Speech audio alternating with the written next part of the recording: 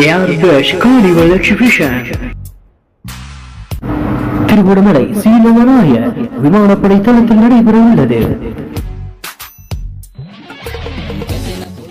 August மாதம் 22ஆம் தேதி முதல் 26ஆம் தேதி வரை நடைபெற காத்திருக்கிறது.